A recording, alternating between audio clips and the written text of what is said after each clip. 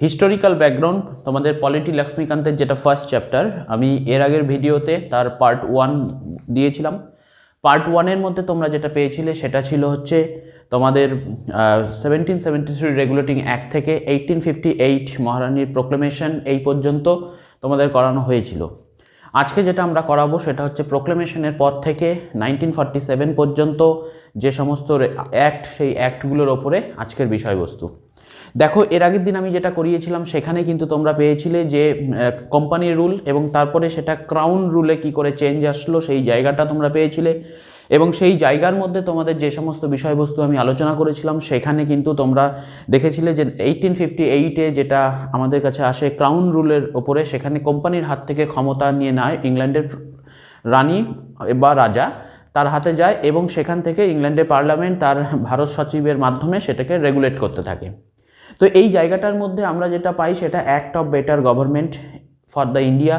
এই জায়গাটায় একটা জিনিস লক্ষ্য করার মতো বিষয় ছিল, সেটা হচ্ছে যে ইংল্যান্ডের পার্লামেন্ট কি বলল, যে এতদিন পর্যন্ত ভারতের মতো একটা সমৃদ্ধশালী দেশ সেখানে কোম্পানি শাসন করেছে, আর কোম্পানি যতটা না শাসন করেছে তার থেকে বেশি অপশাসন করেছে। তোমরা ভারতীয় যারা রয়েছে তাদের ওপর কোম্পানি ন্যায় বিচার করেনি। আমরা তোমাদেরকে বেটার গভর্নমেন্ট দিচ্ছি, বেটার অপরচুনিটি তোমাদের সামনে আমরা তুলে ধরবো, এমন একটা গভর্নমেন্ট তোমাদের কাছে আমরা পাঠাবো যার মাধ্যমে তোমরা একটা আনসারেবল গভর্নমেন্ট পাবে, যেখানে ভাইসরয়ের কাছে তার নিচস্থ যত স্টাফ রয়েছে তারা ভাইসরয়ের কাছে কৈফিয়ত দিতে বাধ্য, এবং ভারত সচিব যে পোস্টটা তৈরি করা হয়েছিল সেই ভারত সচিব হচ্ছে ইংল্যান্ডের পার্লামেন্টের কাছে আনসার দিতে বাধ্য। অর্থাৎ একটা আনসারেবল গভর্নমেন্ট সিস্টেম রাখা হয়েছিল, যেখানে ভারতীয়দেরকে বেটার গভর্নেন্স দেওয়ার একটা প্রচেষ্টা দেখা দিয়েছিল ওই ক্ষেত্রে, যার জন্যই সেইটাকে বলা হয়েছিল the act for better government in India. তো প্রশ্ন হচ্ছে কি, যে শুধু এইটুকু করলেই কি হয়ে যাবে? শুধুমাত্র ওখানে একটা বডি কর্পোরেট শব্দটা ইউজ করা হয়েছিল এবং যেখানে বলা হয়েছিল capable of swing and being sweet, এই জিনিসটা রাখলেই কি ভারতীয়রা সুশাসন পাবে? কিন্তু তা নয়। কেন? কারণ সেখানে তখনও পর্যন্ত কোনো ইন্ডিয়ান রিপ্রেজেন্টেটিভ ছিল না। যে ইন্ডিয়ান সেন্ট্রাল লেজিসলেটিভ কাউন্সিল তৈরি করা হয়, যেটা 1853 যে অ্যাক্টে তৈরি করা হয়েছিল, সেই জায়গাটায় কিন্তু একটা খামতি ছিল। সেই খামতি হচ্ছে সেটা, যদিও তার একটা সুফল ছিল যে এক্সিকিউটিভ এবং লেজিসলেটিভ দুটো আলাদা হচ্ছে, সেপারেট হচ্ছে এক্সিকিউটিভ এবং লেজিসলেটিভ, যেটাকে আমি গতদিনকে বলেছিলাম যে ডিসেন্ট্রালাইজেশন অফ পাওয়ার। দেখো, ডিসেন্ট্রালাইজেশন অফ পাওয়ার আর ডিসেন্ট্রালাইজেশন অফ লেজিসলেটিভ পাওয়ার দুটো এক নয়। ডিসেন্ট্রালাইজেশন অফ লেজিসলেটিভ যে বিষয়টা সেটা কিন্তু আমাদের পরবর্তীতে আসে। ওই ঘটনাটা ছিল ডিসেন্ট্রালাইজেশন অফ পাওয়ার, অর্থাৎ এক্সিকিউটিভের হাতেই সম্পূর্ণ ক্ষমতা ছিল, সেখানে এক্সিকিউটিভের পাশাপাশি একটা লেজিসলেটিভ কাউন্সিল তৈরি করা হয়েছিল, সেই জন্য সেটাকে বলা হয়েছিল ডিসেন্ট্রালাইজেশন অফ পাওয়ার। তো যাই হোক, তো সেক্ষেত্রে ভারতীয়দের কাছে একটা নতুন আশার আলো রাখা হয়েছিল 1858-এ। কিন্তু প্রশ্ন হচ্ছে যে 1858-এ ওই শুধুমাত্র বডি কর্পোরেট গঠন করা হলো, এটাই তো ভারতীয়দের সুশাসনের একমাত্র রাস্তা হতে পারে না। তো সেই জন্য তখন আর কি ব্রিটিশরা ভারতকে দিতে পারে, আর কি ভারতীয়রা ব্রিটিশদের কাছ থেকে আশা করতে পারে, এই জায়গাটা হচ্ছে সবচেয়ে গুরুত্বপূর্ণ জায়গা। তো আমরা আজকে সেই জায়গাগুলো নিয়ে আলোচনা করব। দেখো, তোমরা যখন লক্ষ্মীকান্ত পড়বে সেই জায়গায় তোমরা যে বিষয়গুলো পাবে, পরপর যে অ্যাক্টগুলো পাবে, সেখানে তোমাদের মনে হতে পারে যে বা ব্রিটিশরা তো ভালোই ভারতীয়দের ধাপে ধাপে বিভিন্ন সুযোগ সুবিধা দিয়েছে। অ্যাকচুয়ালি ঘটনাটা কিন্তু সেরকম ছিল না। কেন সেই রকম ঘটনাটা ছিল না? কারণ তোমরা যখন ন্যাশনাল মুভমেন্ট পড়বে তখন দেখবে যে ভারতে একটা মধ্যবিত্ত সম্প্রদায়ের উদ্ভব হয়, এবং এই মধ্যবিত্ত সম্প্রদায় ধীরে ধীরে জাতীয়তাবাদী হয়ে ওঠে, এবং তারপরে সেখান থেকে কিন্তু ভারতের স্বাধীনতা সংগ্রামের যে আন্দোলন সেটা তীব্র আকার ধারণ করে, এবং তারা বিভিন্ন সময়ে বিভিন্ন দাবি ব্রিটিশের কাছে রাখতে থাকে, এবং সেই দাবির ওপর বেস করেই কিন্তু ব্রিটিশরা তাদের যে অ্যাক্ট, সেই অ্যাক্টগুলোর ওপরে কিন্তু সংশোধনী আনতে থাকে, যার ফলেই কিন্তু আমাদের এই পলিটিক্যাল সিস্টেমটার মধ্যে একটা ইভলিউশন এসেছিল, এবং সেটাই কিন্তু আমাদের হিস্টোরিক্যাল ব্যাকগ্রাউন্ড। তো এইবার আমি যেই জায়গাটার ওপরে আলোকপাত করব সেটা হচ্ছে 1857-এ যে মহাবিদ্রোহ বা সিপাহী বিদ্রোহ হয়েছিল, সেটা ভারতের সব জায়গা জুড়ে হয়নি এবং ভারতের সব অংশ সেখানে পার্টিসিপেট করেনি। অনেকেই ব্রিটিশদেরকে হেল্প করেছিল, অনেকে ব্রিটিশের বিরোধিতা করেছিল। যারা বিরোধিতা করেছিল তাদের তো পানিশমেন্ট হয়েছে, যারা সহযোগিতা করেছিল তাদের কিন্তু ব্রিটিশরা বিভিন্ন জায়গায় তাদেরকে রিপ্লেস করেছে। তো এই সূত্রেই কিন্তু তারা পরবর্তীকালে যেটা 1853-তে যে ইন্ডিয়ান লেজিসলেটিভ কাউন্সিল তৈরি করা হয়েছিল, সেই লেজিসলেটিভ কাউন্সিলে কিন্তু পরবর্তীকালে কিছু মেম্বার সেখানে যুক্ত হয় যারা ভারতীয় হিসাবে সেখানে আসে, এখানে যেটা ইন্টারেস্টিং জায়গা, সেটা ভারতীয় হিসেবে তারা আসে, তারা কিন্তু ভারতীয়দের মতো তাদের শরীরের গঠন, কিন্তু তারা পুরোপুরি ব্রিটিশদের কিন্তু শুভাকাঙ্ক্ষী ছিল। এবং 1857-এর পর থেকে কিন্তু তারা ব্রিটিশের কাছে বিভিন্ন পোস্ট তারা দাবি করতে থাকে এবং ব্রিটিশরাও তাদেরকে সময়ের সাপেক্ষে সেই পোস্টগুলো দিতে থাকে। তো সেই রকমই সূত্র ধরে দেখো, যখন বেটার গভর্নমেন্টের প্রশ্ন আসলো 1858-এ, তারপর থেকে কিন্তু ভারতের একটা শ্রেণীর মানুষ কিন্তু ব্রিটিশের কাছে বিভিন্ন পদ দাবি করতে থাকে এবং মহারানীর ঘোষণা অনুযায়ী কিন্তু সেই জায়গাগুলো তাদের পূরণ করা হবে, এই ধরনের একটা প্রতিশ্রুতিও ছিল। তো সেই সূত্র ধরেই ধরো 1858-এ অ্যাক্ট ফর বেটার গভর্নমেন্ট চালু হয়ে গেছে, কিন্তু তারপরে সেরকম রিপ্লেসমেন্ট আসেনি। এই যে রিপ্লেসমেন্টটা আসলো না, এটাই কিন্তু মহারানীর কাছেও একটা বড় হেডেক হয়ে দাঁড়িয়েছিল। মহারানী তার অ্যাপেলের আইফোনে ফেসবুক করতে ব্যস্ত, ক্রমাগত নোটিফিকেশন এসে যাচ্ছে, जो वादा आपने किया था वो तो निभाना पड़ेगा। কি বাদা? Act for better government. আর এই অ্যাক্ট ফর বেটার গভর্নমেন্টের যে প্রশ্নটা, সেটা কিভাবে বেটার গভর্নমেন্ট আসবে? ভারতীয়কে ইনক্লুড করতে হবে। মহারানী লাস্টে বিরক্ত হয়ে ভারতের ভাইসরয়ের কাছে নির্দেশ আসে, লর্ড ক্যানিং তখন ভাইসরয়, তাকে তখন বলে দেয় যে যাও তুমি ওদের কিছু ব্যবস্থা করে দাও। আর সেই সূত্র ধরে ফার্স্ট আমাদের যেটা চেঞ্জ আসলো সেটা 1861। আমাদের 1861-এ আমাদের যেটা আসে সেটা হচ্ছে ইন্ডিয়ান কাউন্সিল অ্যাক্ট।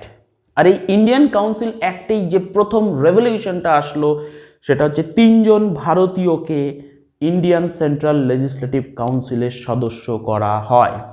খুব মাথায় রাখবে, খুব গুরুত্বপূর্ণ জিনিস, প্রথম ভারতীয় হিসেবে ইন্ডিয়ান সেন্ট্রাল লেজিসলেটিভ কাউন্সিলে যারা গিয়েছিল তাদের মধ্যে 3 জন ভারতীয় হিসেবে প্রথম এখানে আসে। এই 3 জন ভারতীয় সংখ্যাটা ধীরে ধীরে বাড়তে থাকে, কিন্তু ফার্স্ট যে ইনক্লুড হয় সেটা 1861-এর কাউন্সিল অফ ইন্ডিয়া অ্যাক্ট, সেই অ্যাক্টের মাধ্যমে। আর এখানেই লর্ড ক্যানিং 3 জন তার খাস লোককে বাছেন এবং সেটা 1862 পরের বছরেই এই 3 জন খাস লোক হচ্ছে রাজা অফ বেনারস, মহারাজা অফ পাতিয়ালা এবং স্যার দিনকর রাও। এই 3 জনকে লর্ড ক্যানিং বলে দেয়, যা সিমরান যা জিলে আপনি জিন্দেগি। তো এর মধ্যে যে রাজা অফ বেনারস যে ছিল, এই রাজা অফ বেনারস হচ্ছে, তার নাম হচ্ছে দেও নারায়ণ সিং। তারপরে আমরা যে নামটা পাবো সেটা হচ্ছে রাজা অফ পাতিয়ালা। এই মহারাজা অফ পাতিয়ালা যে ছিল তার নাম হচ্ছে নরেন্দ্র সিং। তোমরা নরেন্দ্র মোদীর সাথে কনফিউজ করবে না, অথবা নরেন্দ্র সিং তোমারের সাথে কনফিউজ করবে না। নরেন্দ্র সিং তোমার বর্তমান ভারতের কৃষিমন্ত্রী এবং ফুড প্রসেসিং মিনিস্ট্রিও পেয়েছে। ওই যখন কৃষি বিল পাস হলো তখন ওই পাঞ্জাবের যে আকালি দল তারা সরে যাওয়ার পর ফুড প্রসেসিং মিনিস্ট্রি ওর কাছে আসে। তো যাই হোক, তাহলে আমরা 3 জনের নাম পাচ্ছি, একজনের। তাহলে আমরা ফার্স্ট যে জিনিসটা আমরা এখানে পাবো সেটা হচ্ছে 1861। এখানে হচ্ছে Indian council act, Indian council act. এই অ্যাক্টের মাধ্যমে আমরা ফার্স্ট যে ঘটনাটা পাচ্ছি সেটা হচ্ছে 1862, তখন ভাইসরয় ছিলেন লর্ড ক্যানিং, 3 জন ভারতীয়কে ফার্স্ট ইন্ডিয়ান সেন্ট্রাল লেজিসলেটিভ কাউন্সিলে যুক্ত করে। আর এই 3 জনের মধ্যে কে আছে? 3 জনকে অ্যাড করা হয়। কোথায় অ্যাড করা হয়? Indian central legislative council. মনে রাখবে, বারবার করে কিন্তু কথাটা বলছি, তোমাদের লক্ষ্মীকান্ত বইতে আছে বিষয়টা, তোমরা এটাকে একদম রক্তের সঙ্গে গুলিয়ে নাও, যেন তোমাদের এটা কোনো রকমভাবে মিস না হয়। পরীক্ষায় দৃষ্টিকোণ থেকে খুব ইম্পর্টেন্ট কোশ্চেন। এদেরকে ইন্ডিয়ান সেন্ট্রাল লেজিসলেটিভ কাউন্সিলে যে রাখা হয় সেই জায়গাটা হচ্ছে আনঅফিসিয়াল, সেটা হচ্ছে আনঅফিসিয়াল মেম্বার। এরা হচ্ছে আনঅফিসিয়াল মেম্বার, ঠিক আছে? অফিসিয়াল মেম্বার কিন্তু তখনও ভাইসরয়ের কন্ট্রোলের মধ্যে, এরা আনঅফিসিয়াল মেম্বার। আরে ভাই, তোমাদেরকে পোস্ট দিয়েছি, তোমরা যাও, ওখানে ভালো ব্যবস্থা আছে, সুন্দর রুম আছে, ভালো ভালো দামি দামি চেয়ার আছে, সেখানে বসবে, তোমাদের ললিপপ, কুরকুরে, পেপসি, কোকোকোলা যা আছে সব খাওয়ানো হবে, তোমরা দেখবে, কি বলছে শুনবে, বাড়ি চলে আসবে, কোনো কথা বলবে না। এইটা তবুও ভারতের দৃষ্টিকোণ থেকে দেখলে পারে এটাই একটা বিশাল অ্যাচিভমেন্ট, কারণ প্রথম ভারতীয় এখানে ইনক্লুড হচ্ছে। নেক্সট যে ঘটনাটা আমাদের 1861-এ হয়, সেই ঘটনাটাকে বলা হচ্ছে ডিসেন্ট্রালাইজেশন অফ লেজিসলেটিভ পাওয়ার। আরেকবার বলছি, ডিসেন্ট্রালাইজেশন অফ লেজিসলেটিভ পাওয়ার। আমি গত দিনের ভিডিওতে যেটা বলেছিলাম সেটা হচ্ছে decentralisation of power. Decentralisation of পাওয়ার কথাটা লক্ষ্মীকান্তে পাবে না। ডিসেন্ট্রালাইজেশন অফ লেজিসলেটিভ পাওয়ার, অর্থাৎ যে লেজিসলেটিভ যে বডিটা গঠন করা হয়েছে সেটা কবে গঠন করা হয়েছে? সেটা গঠন করা হয়েছে 18 1773-তে দেখো ভালো করে বোঝো, 1773 থেকে লেজিসলেটিভ পাওয়ার সেন্ট্রালাইজেশন করা হয়, অর্থাৎ মাদ্রাজ এবং বম্বে প্রেসিডেন্সির কাছে যে লেজিসলেটিভ পাওয়ার ছিল সেটা নেওয়া শুরু করা হয়, যেটা কমপ্লিট হয় কবে 1833। তাহলে যদি কোশ্চেন হয় যে লেজিসলেটিভ পাওয়ার সেন্ট্রালাইজড কমপ্লিট হয় কবে 1833, শুরু হয় কবে 1773। আচ্ছা, এরপরে যেটা আমরা করব সেটা হচ্ছে ডিসেন্ট্রালাইজেশন অফ লেজিসলেটিভ পাওয়ার কবে শুরু হয়, সেটা হচ্ছে কাউন্সিল অফ ইন্ডিয়া অ্যাক্ট 1861-এ এখানে শুরু হয়। আর এটা কমপ্লিট হয় কবে, এটা কমপ্লিট হয় 1935 গভর্নমেন্ট অফ ইন্ডিয়া অ্যাক্টের মাধ্যমে, যখন 1937-এ ইলেকশন হয়। সেই ইলেকশনের মাধ্যমে তোমরা ন্যাশনাল মুভমেন্টে পড়বে যে ভারতবর্ষের প্রভিন্সগুলোর মধ্যে ইলেকশন হয়েছিল এবং সেই ইলেকশনে বিভিন্ন প্রভিন্সে বিভিন্ন পার্টি জিতেছিল। কংগ্রেস 4টা প্রভিন্সে মেজরিটি ছিল এবং অন্যান্য প্রভিন্সে ভালো রকম সিট পেয়েছিল। আর সেই সূত্র ধরেই কিন্তু কংগ্রেসে ধরো মাদ্রাজের ক্ষেত্রে চক্রবর্তী রাজা গোপালাচারী, তারপরে হচ্ছে তোমার বিহারের ক্ষেত্রে শ্রীকৃষ্ণ সিং, উত্তরপ্রদেশ মানে তখন যুক্তপ্রদেশ নাম ছিল গোবিন্দ বল্লভ পান্ত, এরা সেই প্রভিন্সগুলোর হেড, অর্থাৎ আজকে যেটাকে মুখ্যমন্ত্রী বলা হয় সেই পোস্টগুলো এরা হোল্ড করেছিল। ওই সময়টা 1937-এ ডিসেন্ট্রালাইজেশন প্রসিডিওরটা কমপ্লিট হয়েছিল according to government of India act 1935 অনুযায়ী।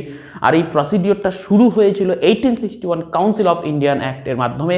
এই সময় ফার্স্ট যে ঘটনাটা করা হয় সেই ঘটনাটা হচ্ছে বোম্বে এবং মাদ্রাজ যে দুটো প্রেসিডেন্সির কাছে লেজিসলেটিভ পাওয়ার ছিল, সেই লেজিসলেটিভ পাওয়ারটা তাদেরকে আবার ফিরিয়ে দেওয়া হয়। এই হচ্ছে ঘটনা। এর পাশাপাশি আরও 3টে প্রভিন্স, আরেকবার বলছি, এর পাশাপাশি আরও 3টে প্রভিন্সকে লেজিসলেটিভ কাউন্সিল তৈরি করার অনুমতি দেওয়া হয়। এই 3টে প্রভিন্স হচ্ছে বেঙ্গল, নর্থ ওয়েস্ট এবং পাঞ্জাব। এদের সময়কালটা যদিও আলাদা আলাদা ছিল, এই সালগুলোও তোমাদের খুব ইম্পর্টেন্ট, লক্ষ্মীকান্তে আছে, কোনো টেনশন করার বিষয় নেই। শুধু আমার কথাগুলোকে শোনো, বোঝার চেষ্টা করো, তারপরে লক্ষ্মীকান্ত বের করো, বা তোমরা লক্ষ্মীকান্ত খুলে বসে থাকো, আমার কথাটাকে শোনো, বই দেখো, দেখবে যে একদম ক্রিস্টাল ক্লিয়ার, কোনো প্রবলেম হওয়ার কথা নয়। তাহলে এই যে জায়গাটা আমরা পাচ্ছি বেঙ্গল, নর্থ ওয়েস্ট প্রভিন্স এবং পাঞ্জাব, এদের এই বিভিন্ন সময়কালে এদেরও প্রভিন্সিয়াল লেজিসলেটিভ গঠন করা হয়। এবং প্রথমে যে প্রভিন্সিয়াল লেজিসলেটিভ গঠন করা হয় সেটা হচ্ছে বোম্বে এবং মাদ্রাজ। আর এই যে জিনিসটা আসে এটা কবে আসে 1861 কাউন্সিল অফ ইন্ডিয়া অ্যাক্টের মাধ্যমে। আর এইটা আসার ফলে কি শুরু হলো, ডিসেন্ট্রালাইজেশন অফ লেজিসলেটিভ পাওয়ার।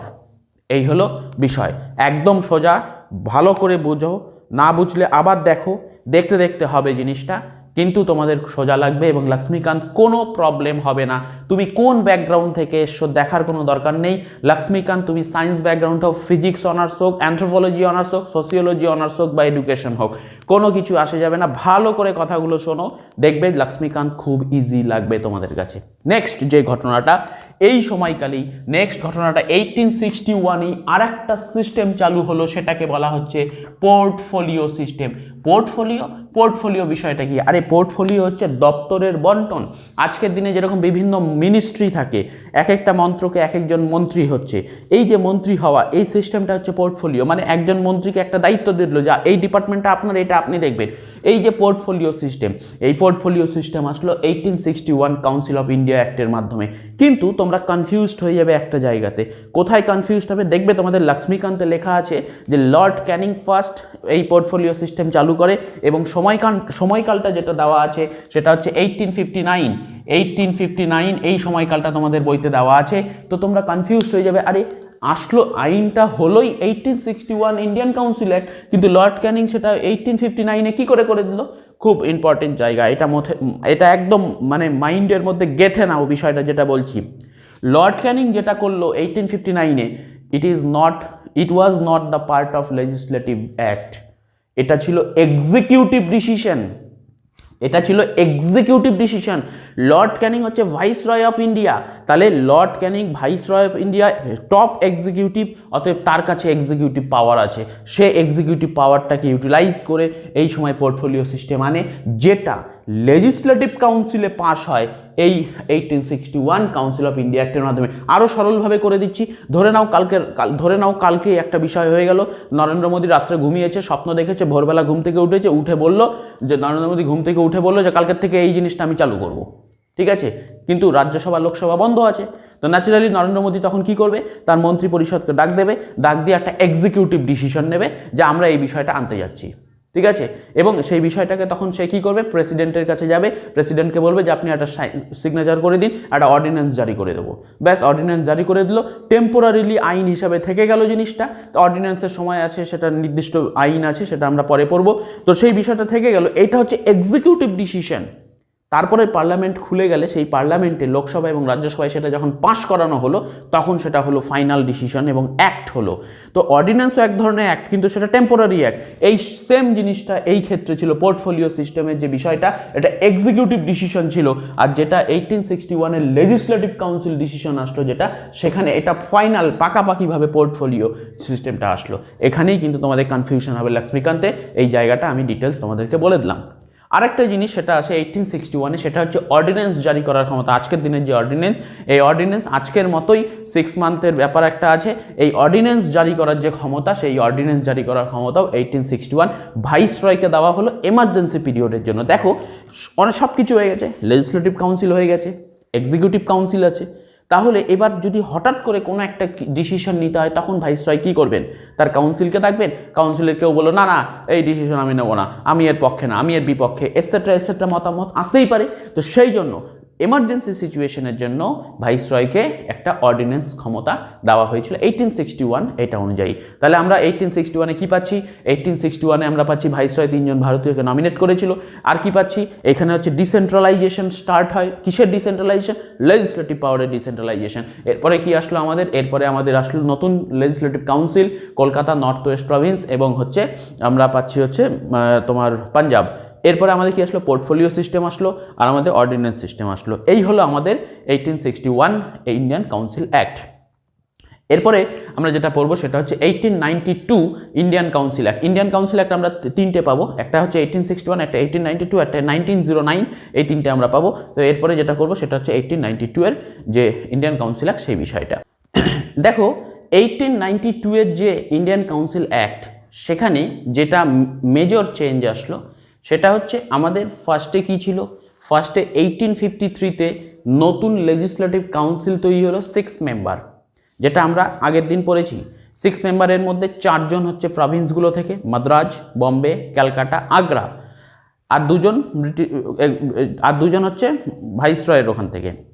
আর যেটা আমাদের 1861 সেখানে 3 জন আনঅফিসিয়াল মেম্বার ভারতীয় আসলো। লক্ষ্য করো, আগে যে 6 জন ছিল সেটা অফিসিয়াল মেম্বার, আর 3 জন যেটা সেটা হচ্ছে নন অফিসিয়াল মেম্বার ভারতীয়।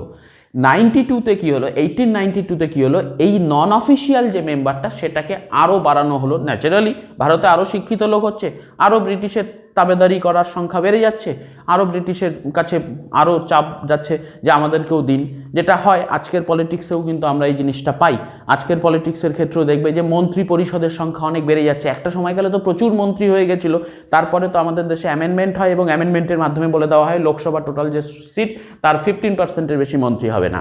কিন্তু একটা সময় গেলে দেখা যাচ্ছিলো যে মন্ত্রীর সংখ্যাই অনেক, তো এই সমস্যাগুলো ছিল। তো সেই জন্য কিন্তু মানে সেটা কিন্তু ব্রিটিশ পিরিয়ডেও ছিল।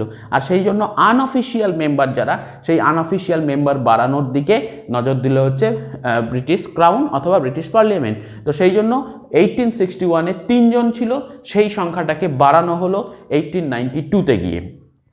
আরেকটা জিনিস করা হলো কি, 1892-তে যে ঘটনাটা করা হলো সেটা হচ্ছে সেন্ট্রাল লেজিসলেটিভ কাউন্সিল, যেটাকে ইন্ডিয়ান সেন্ট্রাল লেজিসলেটিভ কাউন্সিল বলা হচ্ছে। এর পাশাপাশি প্রভিন্সিয়াল লেজিসলেটিভ কাউন্সিল, সেই প্রভিন্সিয়াল লেজিসলেটিভ কাউন্সিলের সদস্য কিভাবে নির্বাচিত হবে বা কিভাবে আনা হবে সেই বিষয়টার উপরে জোর দেওয়া হচ্ছে। এই জায়গাটা খেয়াল করো, আমরা 1892-এর এখানে আমরা কি পাচ্ছি, দুটো ভাগ পাচ্ছি। একটাকে আমি এখানে লিখলাম সেন্ট্রাল মানে হচ্ছে ইন্ডিয়ান সেন্ট্রাল লেজিসলেটিভ কাউন্সিল, আর এখানে আমরা লিখবো হচ্ছে প্রভিন্সিয়াল মানে ওই যে বললাম যে যেটা আমরা করলাম যে 61-এ কি হচ্ছে, লেজিসলেটিভ পাওয়ারের ডিসেন্ট্রালাইজেশন হচ্ছে। প্রথমে বম্বে হলো, তারপরে বম্বে মাদ্রাজ একসাথে হলো, তারপরে ক্যালকাটা হলো, এবং পরবর্তীকালে নর্থ ওয়েস্ট, তারপরে পাঞ্জাব, এই সমস্ত প্রভিন্স তৈরি হচ্ছে। তাহলে এই যে প্রভিন্সগুলো তৈরি হচ্ছে, এই প্রভিন্সের যে লেজিসলেটিভ বডি মানে আজকের দিনে যে বিধানসভাগুলো, তো সেই জায়গাটায় যারা মেম্বার হবে, এই মেম্বারদেরকে কিভাবে সিলেক্ট করা হবে, কাদেরকে মেম্বার না হবে, এই ব্যবস্থাটা একটা পাকাপাকি ব্যবস্থা করা হয়। সেটা হচ্ছে 1892 সেখানে একটা প্রভিশনের ব্যবস্থা হলো। একই রকমভাবে ইন্ডিয়ান সেন্ট্রাল লেজিসলেটিভ কাউন্সিল, সেখানে কারা সদস্য হবে সেটাও কিন্তু একটা সিস্টেম আনা হলো 1892-এর মাধ্যমে।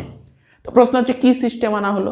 সিস্টেমটা হচ্ছে যে দেখো এখানে একটা ইলেকশনের মতো বিষয় আনা হলো, বাট সেখানে ইলেকশন টার্মটাকে কিন্তু ইউজ করা হয়নি। কি বললাম? আরেকবার বলছি, ইলেকশনের মতো একটা ব্যবস্থা আনা হলো, কিন্তু ইলেকশন টার্ম শব্দটাকে কিন্তু এখানে ইউজ করা হয়নি।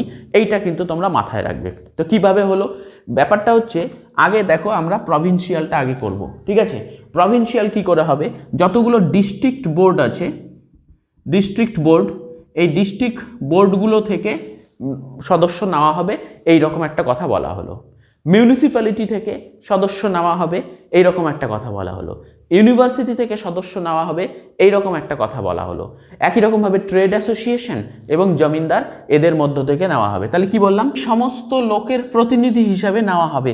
এইবার এই প্রতিনিধিটা এরা ঠিক করবে। বিভিন্ন ডিস্ট্রিক্ট বোর্ডকে একটা কোটা দেওয়া হলো যে ঠিক আছে তোমরা তোমাদেরকে এই কোটা দেওয়া হচ্ছে, এখান থেকে তোমরা পাঠাও, তোমরা ঠিক করে পাঠাও কতজনকে পাঠানো হবে। মানে সংখ্যাটা ঠিক করে দিচ্ছেন কে? সংখ্যাটা ঠিক করে দিচ্ছেন প্রভিন্সের ক্ষেত্রে কে? গভর্নর, আর সেন্ট্রালের ক্ষেত্রে ভাইসরয়। মানে ভাইসরয় আজকে রাষ্ট্রপতির মতো, গভর্নর হচ্ছে আজকে রাজ্যপালের মতো।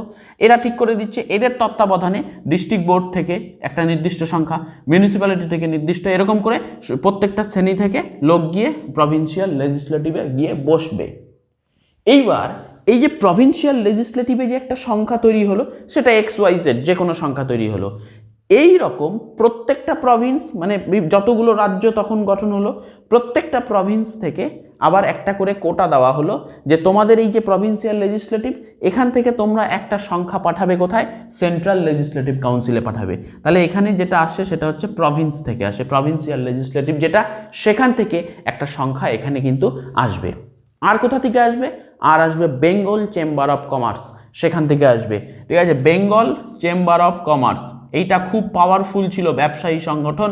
তো বেঙ্গল চেম্বার অফ কমার্স, এই বেঙ্গল চেম্বার অফ কমার্সকেও একটা কোটা দেওয়া হলো যে তোমাদের মধ্য থেকেও এই সংখ্যাটা তোমরা পাঠাবে। তো এইভাবে তৈরি করা হলো central legislative council, provincial legislative council. সময়টা হচ্ছে 1892। 1892 তোমরা ন্যাশনাল মুভমেন্টে পড়বে। এই সময় কৃত্রিম উপায়ে নীল তৈরি করা হয়েছিল এই সময়কালে, যার ফলে ভারতবর্ষের নীল চাষের ওপরে যে অত্যাচার, সেই অত্যাচারটা অনেকটাই কমে যায়। তো যাই হোক, এছাড়া কি করা হলো? এছাড়া একটা ঘটনা করা হলো, এই যে সেন্ট্রাল লেজিসলেটিভ কাউন্সিল যেটা, এই সেন্ট্রাল লেজিসলেটিভ কাউন্সিলে যে আনঅফিসিয়াল মেম্বার, এদের কাজ কী ছিল? এদের কাজ ছিল যে যাও বিশাল রুম, বসো, ললিপপ খাও, কুরকুরে, তার সঙ্গে ভালো ভালো খাবার দাওয়া হতো, বিরিয়ানি টিরিয়ানি খেয়ে দিয়ে বাড়ি চলে আসো, এইটুকুই কাজ ছিল এদের। এখানে মানে 92তে কি বলা হলো? 92তে বলা হলো যে ঠিক আছে তোমরা বসে বসে বিরক্ত হয়ে যাচ্ছ, তো একটা কাজ করো, এবার যে সরকার যখন বাজেট পেশ করবে, ভাইসরয় যখন বাজেট পেশ করবে, সেই বাজেটে তোমরা পার্টিসিপেট করবে, তোমরা বাজেট নিয়ে আলোচনা করবে। তোমাদের কথা আমরা শুনবো না, কিন্তু আলোচনা করো অন্ততপক্ষে। কথা বললে, বেশি কথা বললে খাওয়ার হজম হবে, তাই আলোচনা করার একটা সুযোগ কিন্তু এই সময়কালে দেওয়া হলো এই জায়গাটায়। তো বাজেট নিয়ে আলোচনার অধিকার দেওয়া হলো, এইটা কিন্তু একটা বড় রকম পরিবর্তন ছিল। এবং ভাইসরয়কে বিভিন্ন রকম প্রশ্ন করারও অধিকার দেওয়া হলো। এই ফার্স্ট কিন্তু এই বিষয়টা আসলো, দেখো ভাইসরয়কে কোয়েশ্চেন করতে পারবে এই জায়গাটায়, যেটা আমরা 1858-এ আমরা যেটা আনসারেবল গভর্নমেন্টের যে প্রসঙ্গটা এসেছিল, act for better government in India, ওইখানে যে আসছিল, সেখানে ভাইসরয় কোয়েশ্চেন করবে কাকে? তার অধস্তন যারা রয়েছে, বিভিন্ন গভর্নর রয়েছে বা হাই অফিসিয়াল রয়েছে, তাদেরকে কোয়েশ্চেন করতে পারতো। আর এই জায়গাটায় এসে ভাইসরয়কে কোয়েশ্চেন করা যাবে যে মানে ভাইসরয়কে, এই লেজিসলেটিভ কাউন্সিলের যারা সদস্য, তারা ভাইসরয়কে কোয়েশ্চেন করবে। এই সুবিধাটা কিন্তু এই সময়কালে দেওয়া হয়েছিল। এটাকে বলতে পারো যে একটা বড় রকমের রেভলিউশন।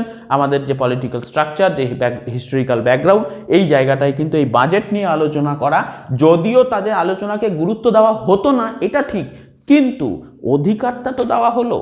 এইটাই কিন্তু একটা বড় অ্যাচিভমেন্ট ছিল। এর পাশাপাশি ভাইসরয়কে প্রশ্ন করারও অধিকার দেওয়া হলো, এটাও একটা বড় রকমের অধিকারের মধ্যে আসে। দেখো 1909 খ্রিস্টাব্দের যে আইনটা, এটাও কিন্তু কাউন্সিল অফ ইন্ডিয়া অ্যাক্ট। আমরা কাউন্সিল অফ ইন্ডিয়া অ্যাক্টের মধ্যে 3টে পার্ট পেয়েছি, 1861 পেয়েছি, 1892 পেয়েছি। এরপরে আমরা যেটা পাবো সেটা হচ্ছে 1909। এই 1909-এর যে কাউন্সিল অফ ইন্ডিয়া অ্যাক্ট, এটাকে মর্লে মিন্টো অ্যাক্টও বলা হয়। অ্যাকচুয়ালি কেন বলা হয়, কারণ সেই সময় secretary of states in India ছিলেন মর্লে, আর মিন্টো ছিলেন হচ্ছে তখনকার ভারতে ভাইসরয়। দেখো তোমরা যে ভাইসরয় বা গভর্নর জেনারেল এবং গভর্নরের যে লিস্ট তোমরা পড়বে ন্যাশনাল মুভমেন্টের ক্ষেত্রে, সেখানে তোমরা দেখতে পাবে যে দুজন এলগিন নামে দুজন ছিলেন, মিন্টো নামে দুজন এবং হার্ডিঞ্জ নামে দুজন ছিলেন। তো এক্ষেত্রে আমরা যে মিন্টোটা পাবো সেই মিন্টোটা হচ্ছে মিন্টো 2, যার সময়কাল ছিল 1905 থেকে 1910 পর্যন্ত ছিল। আর মিন্টো 1 যেটা, সেটা সময়কাল ছিল 1807 থেকে 1813 খ্রিস্টাব্দ পর্যন্ত। এখানে যে মিন্টো 2 ভাইসরয় পাচ্ছি, তার আগে আমাদের বিখ্যাত ভাইসরয় যিনি ছিলেন, যার সময়কালে বঙ্গভঙ্গ হয়েছিল, সেটা 1899 থেকে 1905 পর্যন্ত লর্ড কার্জন ছিল। আর মিন্টো 2 এর পরবর্তীকালে আমরা যেটা পাবো 1910 থেকে 1916 খ্রিস্টাব্দ পর্যন্ত, সেটা হার্ডিঞ্জ 2, যার সময় কলকাতা থেকে রাজধানী স্থানান্তর হয় দিল্লিতে। তো এইবার যেটা বলছি সেটা যে বিষয়টা, সেটা হচ্ছে যে দেখো এই 1909-এ কী হয়।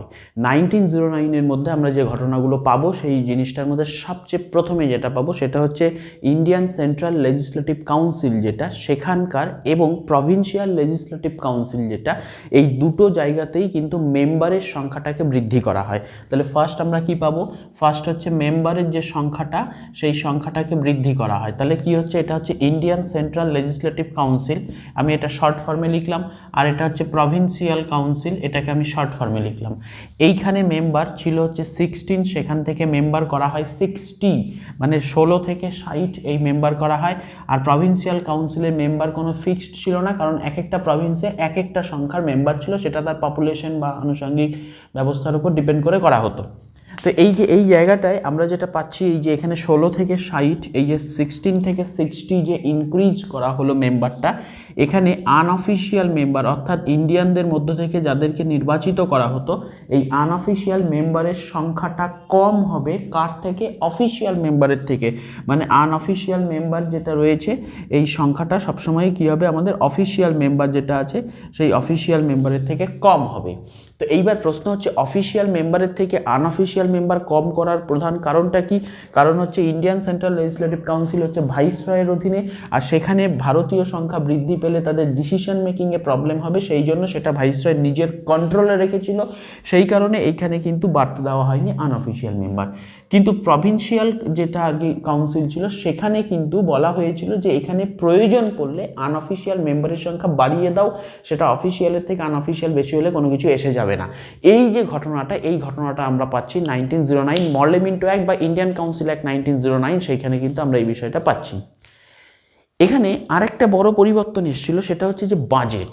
এই বাজেটে মানে যে আনঅফিসিয়াল মেম্বার, এদের পাওয়ারটা আরও বাড়িয়ে দেওয়া হয়। আগে তারা বাজেটে পার্টিসিপেট করতে পারতো, এখানে তারা বাজেটে তাদের সাপ্লিমেন্টারি যে মানে কিছু ডিসিশন, সেই জায়গাটার উপরে তাদের অধিকার দেওয়া হয়। তাদেরকে বলা হয় যে তোমরা আরও কিছু বিষয় তোমরা বলতে পারো। সে শুনবো কি শুনবো না, অর্থাৎ ব্রিটিশরা সেই বাজেটের উপরে ভারতীয়দের যে আনঅফিসিয়াল মেম্বার, তাদের বক্তব্যকে গুরুত্ব দেবে কিনা সেটা আলাদা ব্যাপার, কিন্তু অধিকারটা দেওয়া হলো যে তোমরা ওই বিষয়ে আলোচনা করতে পারো। আরেকটা জিনিস আমরা 1909-এর ক্ষেত্রে পাবো, সেটা হচ্ছে ভাইসরয়ের যে এক্সিকিউটিভ কাউন্সিল। একদম ভালো করে শুনবে, মনের মধ্যে গেঁথে নাও কথাটা। ভাইসরয়ের যেটা এক্সিকিউটিভ কাউন্সিল, দেখো এইটা কিন্তু আমরা পাচ্ছি লেজিসলেটিভ কাউন্সিল পাচ্ছি।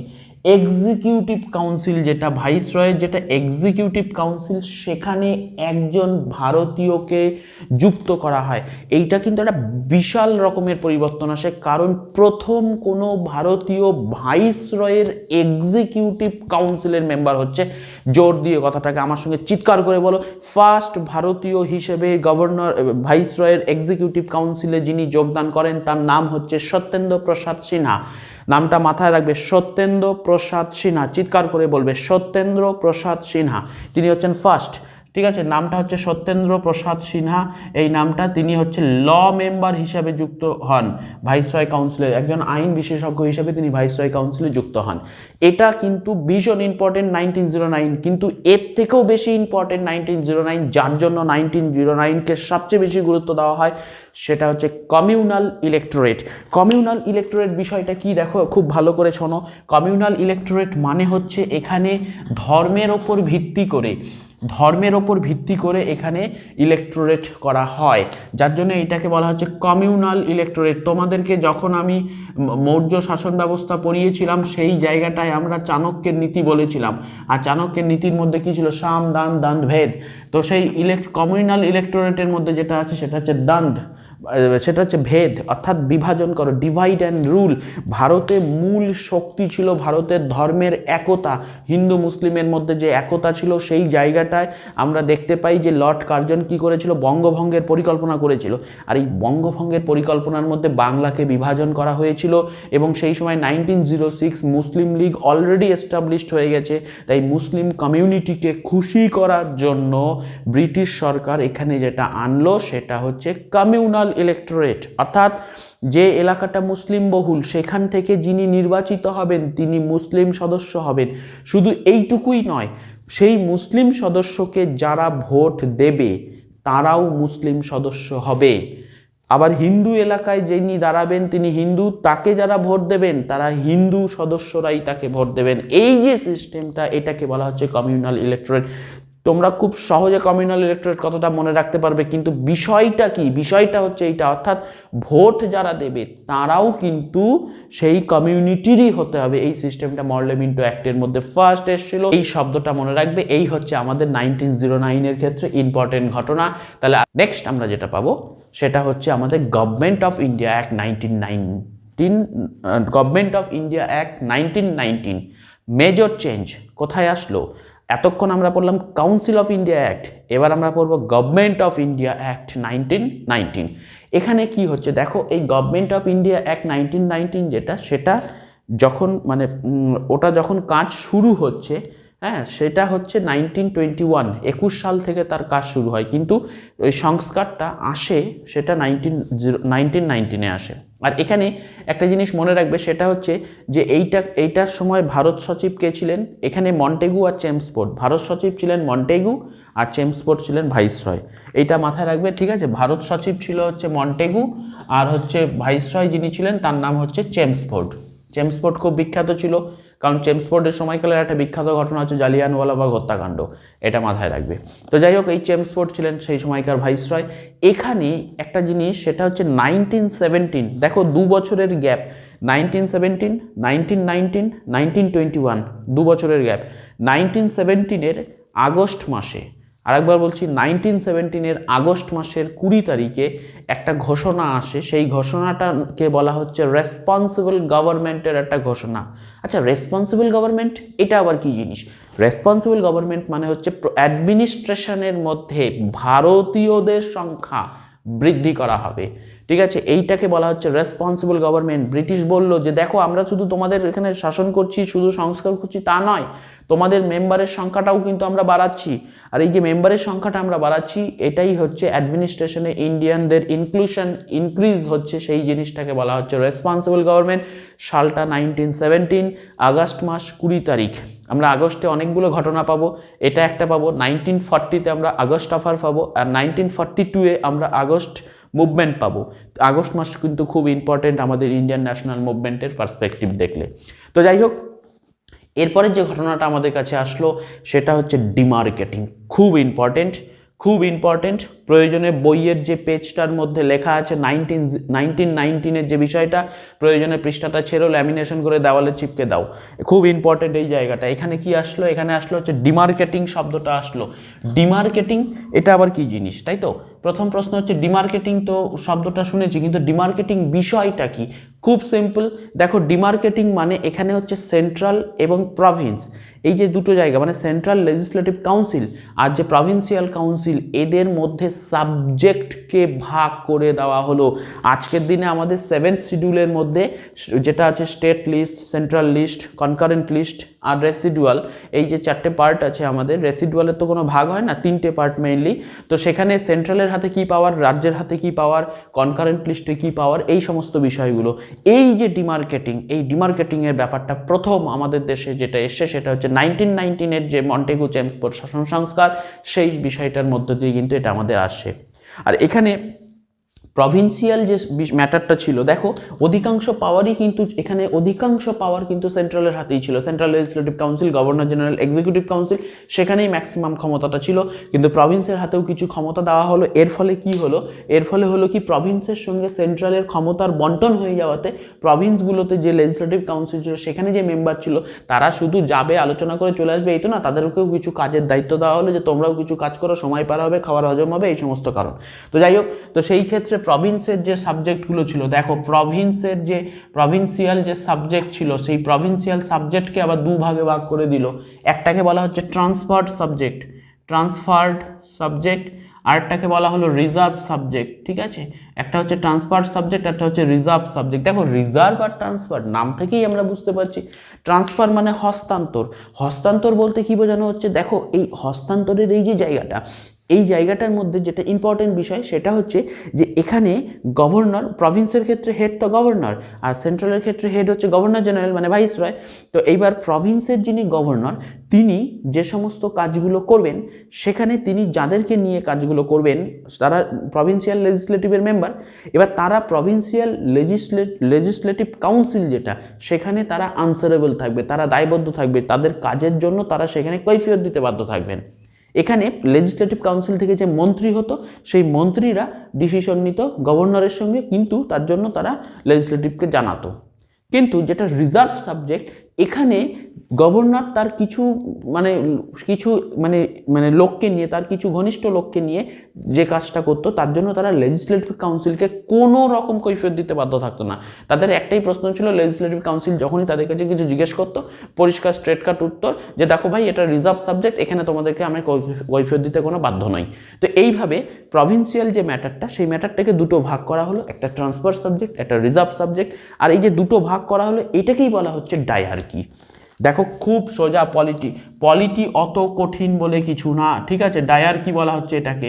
দেখো তোমরা যারা সায়েন্সের স্টুডেন্ট আছো, যারা সায়েন্স ব্যাকগ্রাউন্ডের স্টুডেন্ট, তোমরা ফিজিক্সের, মেকানিকের কত কঠিন কঠিন জিনিস তোমরা করেছো, কেমিস্ট্রির ক্ষেত্রে তোমরা অর্গানিক, ইনঅর্গানিক, ফিজিক্যাল করে এসছো, ম্যাথসের ক্ষেত্রে ইন্টিগ্রেশন, ডিফারেন্সিয়েশন, আর বটানি, জুওলজি তো বলবোই না, এত কঠিন কঠিন সব নাম, এগুলো তোমরা উদ্ধার করে দিয়েছো। আর পলিটি তোমাদের কাছে কোনো ব্যাপারই হবে না, একদম সোজা জিনিস, তোমরা কোনো মতে ঘাবড়াবে না, শুধু বিষয়টা বোঝার চেষ্টা করো। এটাকে বলা হচ্ছে ডায়ার্কি। তাহলে কি, প্রভিন্সিয়াল সাবজেক্টকে যে দুটো ভাগে ভাগ করা হচ্ছে এটাকেই বলা হচ্ছে ডায়ার্কি। ডায়ার্কি টার্মটা আমরা আগেও পড়বো, সেটা দ্বৈত শাসন ব্যবস্থা, সেটা আমাদের পলাশির যুদ্ধ হয়ে যাওয়ার পরে, বক্সারের যুদ্ধ হয়ে যাওয়ার পরে যেটা হয়েছিল, ক্ষমতাহীন দায়িত্ব, দায়িত্বহীন ক্ষমতা, সেটাও ডায়ার্কি। আমাদের অপশনটা দেখতে হবে পরীক্ষায়, অপশন কি থাকে ডায়ার্কির ওপরে। তাহলে এটাকে বলা হচ্ছে ডায়ার্কি। এটা 1919 মন্টেগু চেমসফোর্ড শাসন সংস্কারে প্রভিন্সিয়াল সাবজেক্টকে দুভাগে ভাগ করা হচ্ছে, সেটাকে ডায়ার্কি বলা হচ্ছে। আর আরেকটা ডায়ার্কি যেটা আমরা পাবো সেটা হচ্ছে, যেটা বাংলা যখন দেওয়ানি লাভ করলো সেই সময় ডায়ার্কি চালু হয়েছিল বাংলায়, সেটা একটা ব্যাপার। ওই ডায়ার্কির অবসান ঘটিয়েছিলেন ফার্স্ট যিনি গভর্নর জেনারেল অফ বেঙ্গল হয়েছিলেন, অর্থাৎ ওয়ারেন হেস্টিংস, তিনি ওটার অবলুপ্ত করেছিলেন তিনি, এবং সেটা রেগুলেটিং অ্যাক্টের পরেই 1773। এইবার প্রশ্ন হচ্ছে, দেখো তাহলে আমরা পলিটিতে দুটো জিনিস পাচ্ছি, একটাকে পাচ্ছি ডাবল গভর্নমেন্ট কোথায়? Pitt's India act 1784, double government. আর এখানে আমরা কি পাচ্ছি? এখানে আমরা পাচ্ছি ট্রান্সফার্ড আর রিজার্ভ সাবজেক্ট, সেটা হচ্ছে ডায়ার্কি। এই বিষয়গুলো কিন্তু মনে রাখতে হবে, প্রিভিয়াস যে পড়া রয়েছে সেটার সঙ্গে কিন্তু ম্যাট্রিক্স করতে হবে, না হলে কিন্তু মুশকিল হয়ে যাবে। তো এই জিনিসটা মাথায় রাখবে। নেক্সট আরেকটা সিস্টেম আসলো, সেটা আজকের দিনের যে সিস্টেম, সেই সিস্টেমটা, ওটাকে বলা হচ্ছে বাইক্যামারালিজম। দেখো আমরা হিন্দিতে একটা শব্দ বলি কামরা মানে কি ঘর, তো বাই মানে কি দুই, তাহলে ক্যামারালিজম মানে কি দুটো ঘর। অর্থাৎ আমাদের যে সেন্ট্রাল লেজিসলেটিভ কাউন্সিল যেটা রয়েছে, সেই সেন্ট্রাল লেজিসলেটিভ কাউন্সিলকে আমরা দুভাগে ভাগ করব। একটাকে বলবো আমরা আপার হাউস, একটাকে বলবো আমরা লোয়ার হাউস। আজকের দিনে আপার হাউস আর লোয়ার হাউসের ক্ষেত্রে যে শব্দটা ব্যবহার হয় লোকসভা এবং রাজ্যসভা, এটা একটা হিন্দি টার্ম। এটা আমাদের সংবিধানে পরবর্তীতে অ্যাড হয়েছে। এটা প্রথম দিকে আমাদের এটা অ্যাড ছিল না, এটা আমাদের পরে অ্যাড হয়েছে। কিন্তু এটাকে অ্যাকচুয়ালি বলা হয় আপার হাউস, আর একটা বলা হয় লোয়ার হাউস। এই যে আপার হাউস যে শব্দটা, এটা হচ্ছে কাউন্সিল অফ স্টেটস, আর লোয়ার হাউস যেটা, সেটা হচ্ছে লেজিসলেটিভ কাউন্সিল। তো এই জিনিসটা আমাদের আসলো হচ্ছে এই জায়গাটায় আসলো, সেটা কিন্তু আমাদের বাইক্যামারালিজম শব্দটা, এটাও কিন্তু আমাদের এসে 1919 যে অ্যাক্ট, সেই অ্যাক্টের মাধ্যমে। আরেকটা জিনিস 1919 অ্যাক্টে এসে, সেটা হচ্ছে ডাইরেক্ট ইলেকশন। খুব ইম্পর্টেন্ট। 1990 মানে 1919 সালের যে অ্যাক্ট, এখানে এত ইম্পর্টেন্ট, এত এমসিকিউ কোশ্চেনের জন্য এই পেজটা। আমি কিন্তু এই জন্যই তোমাদের বলছি পেজটাকে ল্যামিনেশন করো, লক্ষ্মীকান্তকে ছিঁড়ে ফেলে ল্যামিনেশন করে দেওয়ালে টাঙিয়ে দাও, সকাল সন্ধ্যা ঘুম থেকে ওঠার সময় ওটা দেখবে। তো আরেকটা জিনিস যেটা এখানে আসলো সেটা হচ্ছে ডাইরেক্ট ইলেকশন। ডাইরেক্ট ইলেকশন মানে কি? ডাইরেক্ট ইলেকশন মানে কি? আজকের দিনের ইলেকশনের মতো আজকের দিনের ইলেকশনটা তো ডাইরেক্ট ইলেকশন। হ্যাঁ, আজকের দিনের ইলেকশনটা ডাইরেক্ট। ওই দিনকে এই ডাইরেক্ট ইলেকশন ফার্স্ট স্টার্ট হয়। দেখো 1909-এ কী ছিল? Separate election. এখানে কি আসলো? Direct election. তার মানে সবাই ভোট দেবে না? সবাই না, সবাইকে ভাই ভোট দেওয়া যাবে না। কেন ভোট দেওয়া? তোমরা দেশের জন্য কি কন্ট্রিবিউশন দিয়েছো যে তোমরা ভোট দেবে? ব্রিটিশদের এটা চিন্তা ভাবনা। তারা কি করলো? বললো যার সম্পত্তি আছে, যে এডুকেটেড, যে ট্যাক্স দেয়, তারাই শুধুমাত্র ভোট দেবে। এবং যার ফলে গোটা ভারতবর্ষের একটা বড় অংশের মানুষ কিন্তু এই সময় ভোট ইলেকশনে পার্টিসিপেট করতে পারতো না। শুধু ওয়েলথ অ্যান্ড ট্যাক্স এবং এডুকেটেড পার্সন যারা, তারাই এই ক্ষেত্রে অংশগ্রহণ করতো। নেক্সট যেটা আসলো আমাদের, সেখানে হচ্ছে ভাইসরয়ের যে এক্সিকিউটিভ কাউন্সিল। দেখো আর একবার শোনো, ভাইসরয়ের যে এক্সিকিউটিভ কাউন্সিল, যেটা আমরা 1909 সালে সত্যেন্দ্র প্রসাদ সিনহা ফার্স্ট ইন্ডিয়ান হিসেবে যোগদান করে, সেই ভাইসরয়ের এক্সিকিউটিভ কাউন্সিল, সেখানে মোট 6 জন মেম্বার, তার মধ্যে 3 জন মেম্বার ভারতীয় করা হয় এই 1919 সালের মন্টেগু চেমসফোর্ড শাসন সংস্কারের মধ্যে। আর মর্লেমিন্টো কি করেছে? সেপারেট ইলেক্টোরেট করেছে। কার জন্য করেছে? হিন্দু এবং মুসলিম। এখানে মন্টেগু চেমসফোর্ড করলো কি, সেখান থেকে আরও এক ধাপ এগিয়ে গেল। বলল যে মর্লেমিন্টো যেটা করেছে সেটা থাকলো, তার সঙ্গে আমরা আরও অ্যাড করব। কি অ্যাড করব? বলছে এর সঙ্গে আমরা ইউরোপিয়ান অ্যাড করব, অ্যাংলো ইন্ডিয়ান অ্যাড করব, ইন্ডিয়ান খ্রিশ্চান যারা আছে তাদেরকে অ্যাড করব, আর শিখদেরকে অ্যাড করব। তাহলে দেখো আমাদের ইলেকটোরেট প্যাটার্নটা কতগুলো ভাগে এক্ষেত্রে ডিভাইড হয়ে গেল। এই জায়গাটা কিন্তু একটা ইম্পর্টেন্ট জায়গা। তাহলে আমরা সেপারেট ইলেকটোরেট পাচ্ছি, সেটা আরও বড় হচ্ছে। তারপরে আমরা কি পাচ্ছি? বাইক্যামারালিজম পাচ্ছি। আমরা ডায়ারকি পাচ্ছি। আমরা ডাইরেক্ট ইলেকশন যে সিস্টেম সেটা পাচ্ছি। এছাড়াও আমরা যেটা পাচ্ছি, ভাইসরয়ের এক্সিকিউটিভ কাউন্সিলের মেম্বার সংখ্যা সেটা বাড়লো, এটাও পাচ্ছি। আর একটা জিনিস এখানে আমরা পাবো, সেটাকে বলা হচ্ছে হাই কমিশনার। হাই কমিশনার জিনিসটা কি? দেখো আমরা একটা শব্দ শুনি এমব্যাসি, একটা শুনবো হাই কমিশন। এমব্যাসি এবং হাই কমিশনের মধ্যে ডিফারেন্সটা কি? এক কথায় আমরা বলবো রাজদূত। ধরো ভারতের রাজদূত আমেরিকাতে আছে, ভারতের রাজদূত ব্রিটেনে আছে। বাংলায় দুটোকে রাজদূত বলা হয়, কিন্তু ব্রিটেনে যিনি থাকবেন তাকে বলা হবে হাই কমিশনার, আর আমেরিকায় যিনি থাকবেন তাকে বলা হবে অ্যাম্বাসেডর।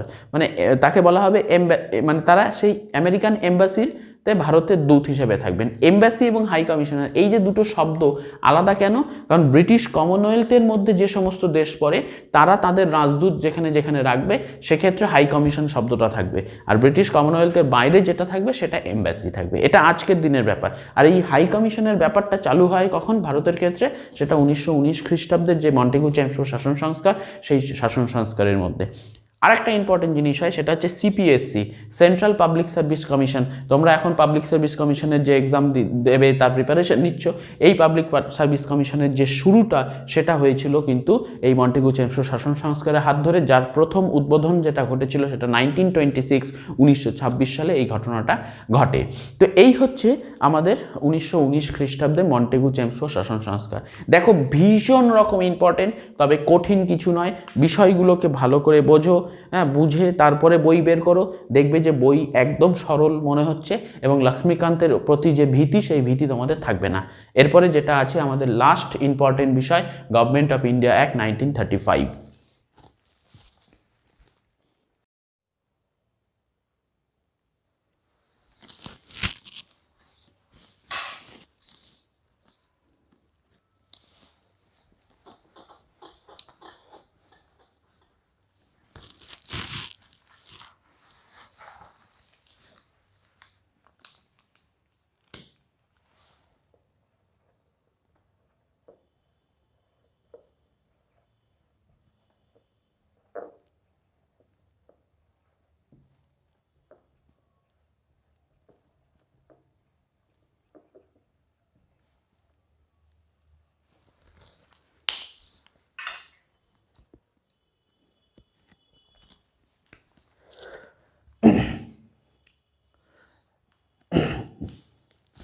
দেখো এরপরে আমাদের সবচেয়ে ইম্পর্টেন্ট জায়গা যেটা, সেটা হচ্ছে গভর্নমেন্ট অফ ইন্ডিয়া অ্যাক্ট 1935।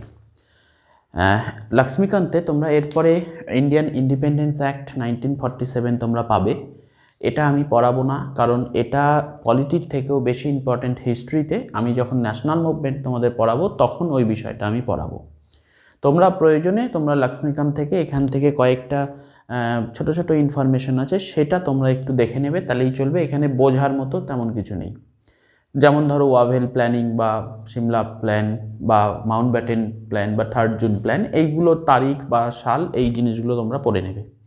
তো আমরা আসছি গভর্নমেন্ট অফ ইন্ডিয়া অ্যাক্ট 1935। কেন এটা সবচেয়ে বেশি ইম্পর্টেন্ট? কারণ আমাদের যে বর্তমান কনস্টিটিউশনটা রয়েছে, সেই কনস্টিটিউশনটার ব্যাকবোনই হচ্ছে 1935 গভর্নমেন্ট অফ ইন্ডিয়া অ্যাক্ট। কারণ এইখানে যে বিষয়গুলো রয়েছে, এই বিষয়গুলোর ওপর বেস করেই আমাদের দেশের নতুন সংবিধান ডক্টর বি.আর. আম্বেদকর এবং তার নেতৃত্বে যে 7 জনের একটা ড্রাফটিং কমিটি ছিল, সেই ড্রাফটিং কমিটি যে সংবিধানটা রচনা করেছে, সেখানে কিন্তু এই 1935 গভর্নমেন্ট অফ ইন্ডিয়া অ্যাক্ট খুব ক্রুশিয়াল পার্ট ওটা বলা যেতে পারে। তো আমাদের এই গভর্নমেন্ট অফ ইন্ডিয়া অ্যাক্ট 1935-এর মধ্যে আমরা কি কি পাবো? এটা কিন্তু একটা বিশাল ভলিউম ছিল। এখানে 321টা সেকশন ছিল, মানে আর্টিকেলের মতো, এবং 10th শিডিউল, 10টা শিডিউল এখানে আমরা পাবো। তো এখানে 321 সেকশন আর 10th শিডিউল, ঠিক আছে, এই জিনিসটা কিন্তু আমরা পাবো। এই শিডিউল কাকে বলে, আর্টিকেল কাকে বলে, পার্ট কাকে বলে, সেকশন, সাবসেকশন, রুল, আমি এগুলো পরবর্তীতে যখন পলিটি তোমাদের ক্লাসগুলো হবে তখন সেই জিনিসগুলো আমি বুঝিয়ে দেবো। তো এইবার প্রশ্ন হচ্ছে যে এখানে কি কি ইম্পর্টেন্ট বিষয় ছিল। দেখো 1919 মন্টেগু চেমসফোর্ড শাসন সংস্কার, সেখানে যখন আমরা পড়লাম সেই জায়গাটায় আমরা কি দেখলাম? সেখানে আমরা একটা জিনিস দেখলাম যে সরকারের যে পাওয়ারটা, সেই পাওয়ারটার ক্ষেত্রে মানে লেজিসলেটিভ পাওয়ারের যে জায়গাটা, সেখানে সরকার তার কাজের যে লোড সেইটাকে কমানোর জন্য সে প্রভিন্সিয়াল সাবজেক্ট এবং এর পাশাপাশি সেন্ট্রাল লেজিসলেটিভ যেটা, সেই সাবজেক্টে ভাগ করলো। অর্থাৎ সেন্ট্রাল লিস্ট এবং প্রভিন্সিয়াল, এই দুটো ভাগে ভাগ হলো। সেখানে প্রভিন্সের কাছে কিছু দায়িত্ব দেওয়া হলো এবং সেখানে ডায়ারকি সিস্টেমটা থাকলো। তো এর মধ্যে 1935 গভর্নমেন্ট অফ ইন্ডিয়া অ্যাক্টে সেই সংখ্যাটা নির্ধারণ করা হলো।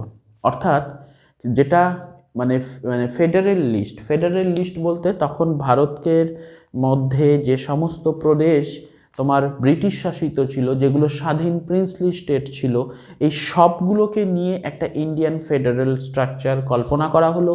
এবং এই টোটাল ইন্ডিয়ান ফেডারেল স্ট্রাকচারের জন্য একটা সিস্টেম আনা হলো, যেখানে বলা হলো যে সবার ওপরে যে ভাইসরয় কাউন্সিল বা ইন্ডিয়ান সেন্ট্রাল লেজিসলেটিভ কাউন্সিল, তার কাছে কিছু লিস্ট দেওয়া হলো।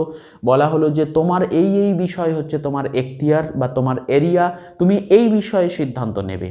দেখো বিষয়টা ভালো করে বোঝার চেষ্টা করো। আজকের দিনে আমাদের যেটাকে ইউনিয়ন লিস্ট বলা হয়, 7th শিডিউলে আমরা পড়ব ইউনিয়ন লিস্ট। সেই ইউনিয়ন লিস্ট তখন নাম ছিল ফেডারেল লিস্ট। সেই ফেডারেল লিস্টে 59 আইটেম রাখা হলো। ঠিক আছে, তাহলে আমরা কি পাচ্ছি? ফেডারেল লিস্ট পাচ্ছি। ফেডারেল লিস্টে 59 আইটেম রাখা হলো। এরপরে আজকের কনস্টিটিউশনে আমরা 7th শিডিউলের মধ্যে যেটাকে স্টেট লিস্ট বলবো, সেটা 1935 অ্যাক্টে বলা হলো প্রভিন্সিয়াল লিস্ট। সেখানে সংখ্যা রাখা হলো 54 রাখা হলো আমাদের প্রভিন্সের ক্ষেত্রে, প্রভিন্সিয়াল লিস্টের ক্ষেত্রে সেখানে আমাদের রাখা হলো 54। এরপরে কিছু জিনিস রাখা হলো যেখানে সেন্ট্রাল এবং স্টেট দুজনে মিলে সিদ্ধান্ত নেবে, সেই বিষয়টাকে বলা হচ্ছে কনকারেন্ট লিস্ট। এটা আমাদের আজকের দিনেও আছে। ধরো এডুকেশন কিন্তু কনকারেন্ট লিস্টের মধ্যে পড়ে। তো সেই এডুকেশন, সেটা কনকারেন্ট লিস্ট। সেরকমই কনকারেন্ট লিস্ট মানে যৌথ তালিকা বলা হয়। এখানে রাখা হলো 36টা আইটেমকে। 36টা আইটেমকে রাখা হলো কনকারেন্ট লিস্টের মধ্যে। তাহলে আমরা 1935 অ্যাক্টে আমরা কি পাচ্ছি? 1 নাম্বার পাচ্ছি আমরা ফেডারেল লিস্টে 59 আইটেম, তারপরে আমরা প্রভিন্সে পাচ্ছি 54 আইটেম, তারপরে কনকারেন্ট লিস্টে আমরা পাচ্ছি 36 আইটেম।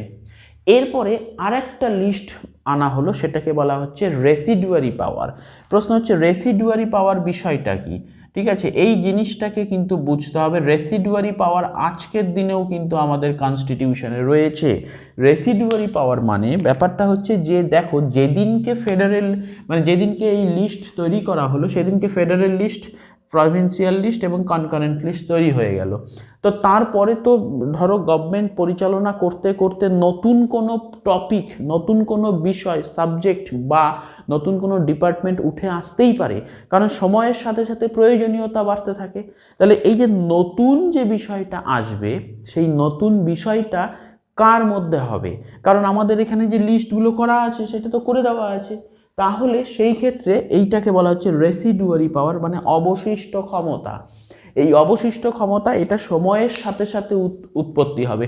মানে ধরে নাও যেদিনকে ভারত স্বাধীন হলো এবং আমাদের কনস্টিটিউশন যেদিন থেকে কার্যকরী হলো 1950 26শে জানুয়ারি, সেই দিনকে আমাদের দেশের কাছে যেই সমস্ত বিষয়গুলো ছিল, আজকে সেই ক্ষেত্রে বিষয়ের পরিমাণ অনেক বেড়েছে। তো হঠাৎ করে যে নতুন বিষয় তৈরি হচ্ছে, সেই নতুন বিষয়টা পরে না হয় আলোচনা করে ঠিক করা হবে এটা সেন্ট্রাল হবে না, প্রভিন্স হবে না, কনকারেন্ট লিস্ট হবে, কিন্তু ইনিশিয়ালি সেটা কোথায় থাকবে? সেটা রেসিডুয়ারি পাওয়ার। আর এই রেসিডুয়ারি পাওয়ার গভর্নমেন্ট অফ ইন্ডিয়া অ্যাক্ট 1935 অনুযায়ী এটা ছিল ভাইসরয়ের হাতে। আর আজকের দিনে এই রেসিডুয়ারি পাওয়ার হচ্ছে সেন্ট্রাল বা ইউনিয়ন লিস্টের মধ্যে ওটাকে অ্যাড করা হয়। ঠিক আছে? তো এই হচ্ছে আমাদের গভর্নমেন্ট অফ ইন্ডিয়া অ্যাক্টের পাওয়ারের ডিস্ট্রিবিউশন। এরপরে যে বিষয়টা আমাদের আসবে সেটা হচ্ছে, দেখো ডায়ারকির অ্যাবলিশন হয়। ডায়ারকি কোথায়?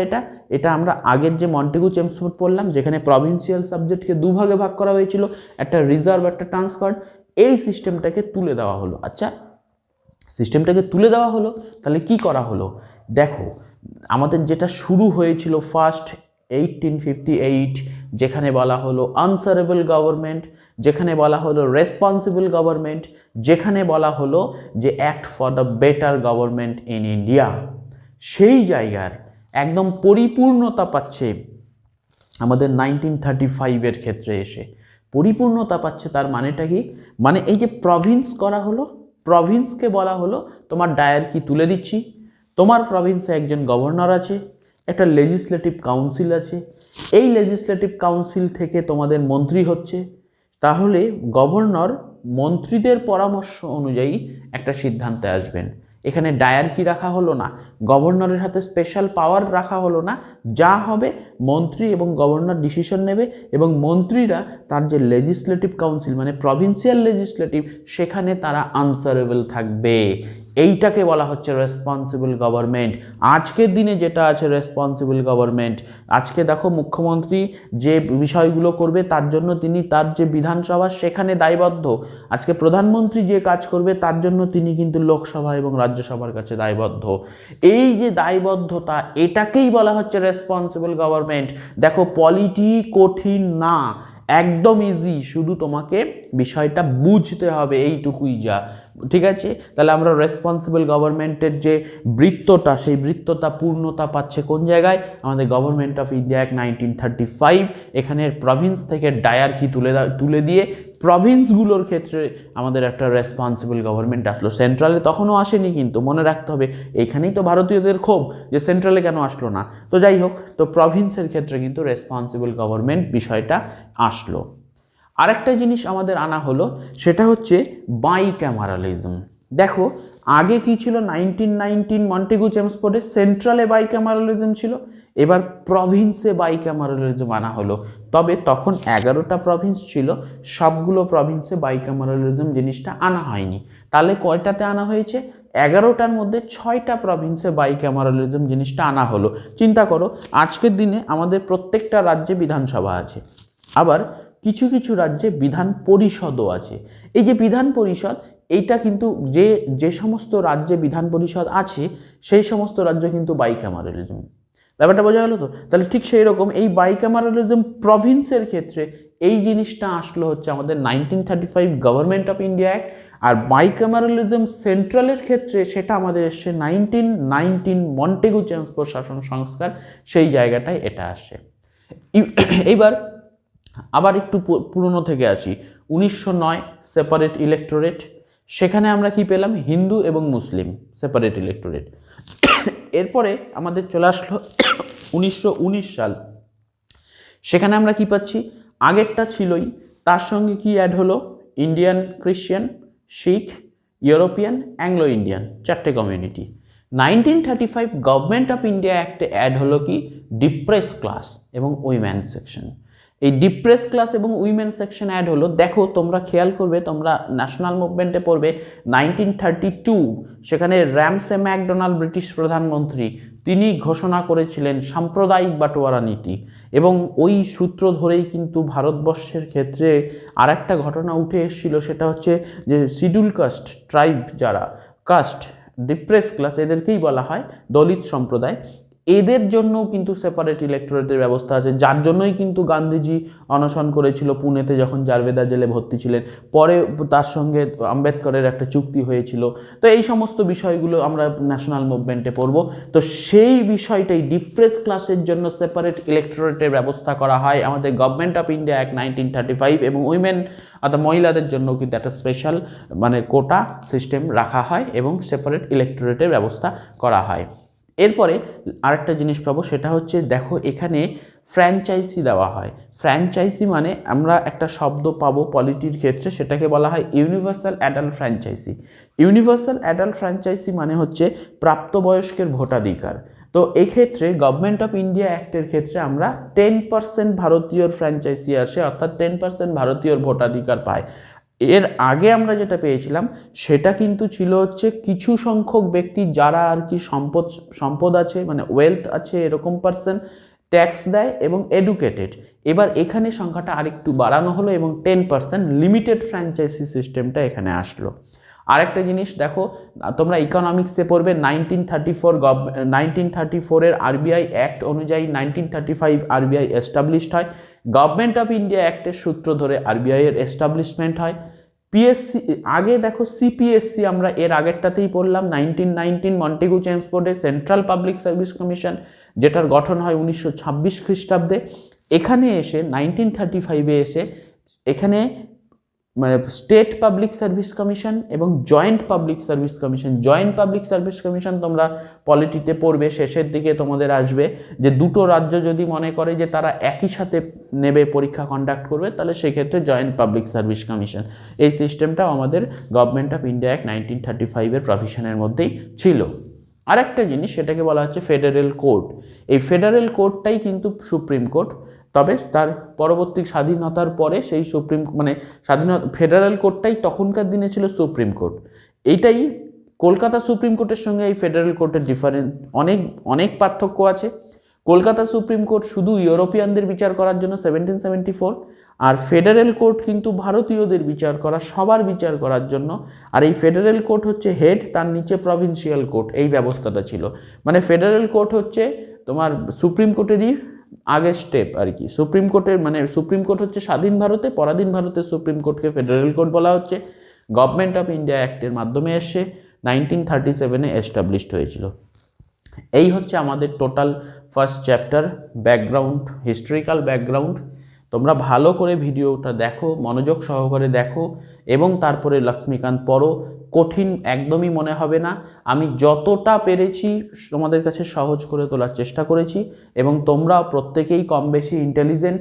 একটা জিনিস মাথায় রাখবে যে নিজের ওপর বিশ্বাস রাখো, এবং তোমার সাবজেক্ট না, তুমি এই ফিল্ডের এক্সপার্ট না, বা এই সমস্ত ধারণা তোমরা একদমই রাখবে না।